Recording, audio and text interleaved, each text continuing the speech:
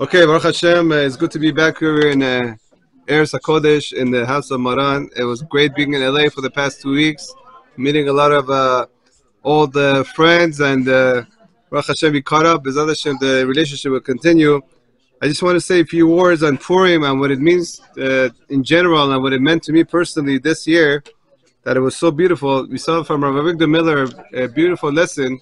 I'm just cutting this short in a few minutes because this lesson is so important, not just for Purim, but for all year round. The Rav Avigdor Miller brings down that Purim, the whole story of Purim happened in order that Hashem wants us to pray to Him, because a lot of times we get so involved in life that we go off the subject. We think about this and think about that, and we forget that who we're supposed to be asking Hashem, asking Hashem for help. We ask this guy for help, we ask this guy to help, and then all of a sudden we forget who's the really one in charge. And that's what the whole story of Purim was, that Hashem had to bring a Haman, in our days translation, a Hitler, in order to wake us up and say, hello, I'm the one in charge. If you want to pray, pray to me. Stop putting your trust in this and trust in that and trust in this. I am the address. And that's what Purim is all about. First of all, that we have to come back and pray to Him. That's the condition that He has for us. Hashem wants to be very close to us, but if we're not praying to Him and then we're not turning to Him, that condition is not met, and He won't also help the Chas v'Shalom either.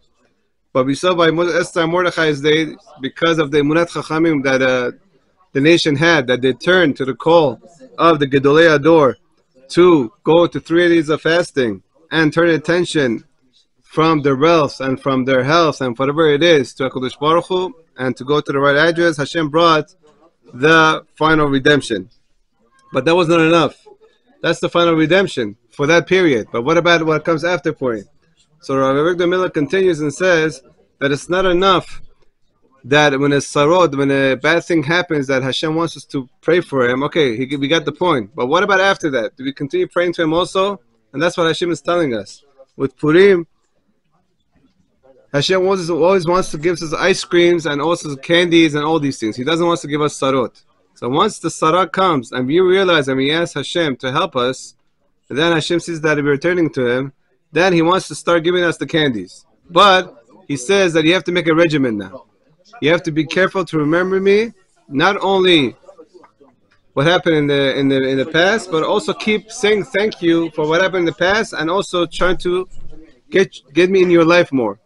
The example is given by Rav Avigdor Miller that a patient goes to a surgeon. He has scheduled a surgery that has to be done on him, bar minan, and right before the surgery, he tells the surgeon, why don't we just cancel the surgery? He's like, what do you mean? You pay me $5,000, we had meetings, the surgery has to happen.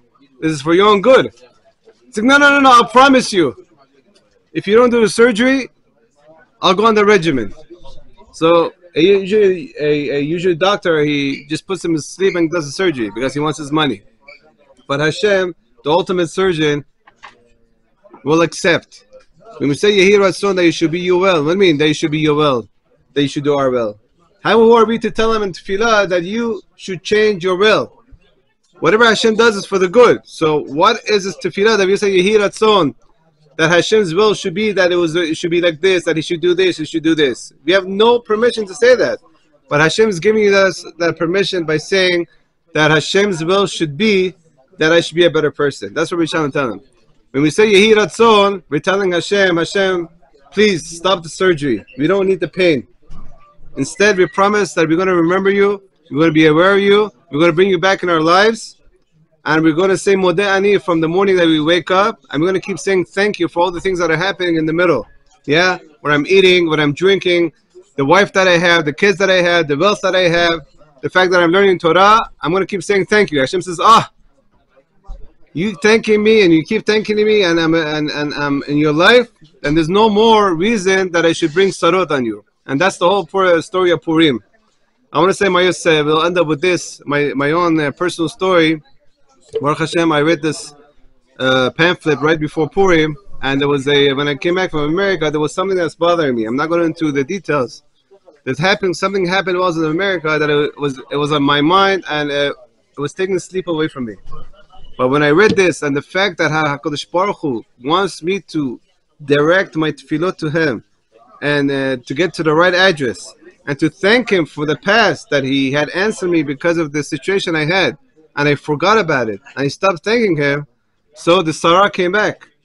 So when I read this pamphlet of Rabbi Rivkah Miller, the whole Purim I spent time and concentrated on this fact, and I prayed to Hashem that from now on I wanted to go on this regimen to always say thank you for the past and keep reminding myself that HaKadosh Baruch Hu answered me in the past, and it should continue to keep the status quo, and it should keep getting better and better. And Baruch Hashem, by last night Purim, by the end of the when I came home, that problem was gone. That problem was gone. So I mean, your living example of putting this Rabbi Rivkah Miller's idea of putting Purim into place to remember Hashem, to have a connection with Him, and to keep thanking Him for what happened in the past. And when the salvation comes, to keep thanking Him. Don't forget. Hashem says, if you don't forget this guy, I give him salvation, he doesn't forget.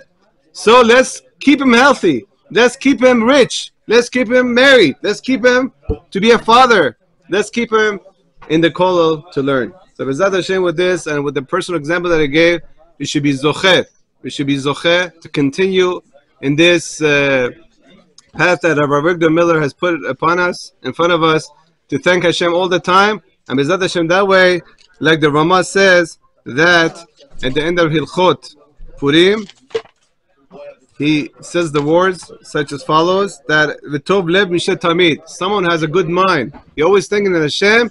He'll also be mishte tamid. He'll always be drunk with the happiness of God being in his life. And B'ezrat Hashem, not that this way, not only will have Purim on Purim, we'll have Purim every year, every day of the year, and every year of our lives till 120 years old. Shabbat shalom.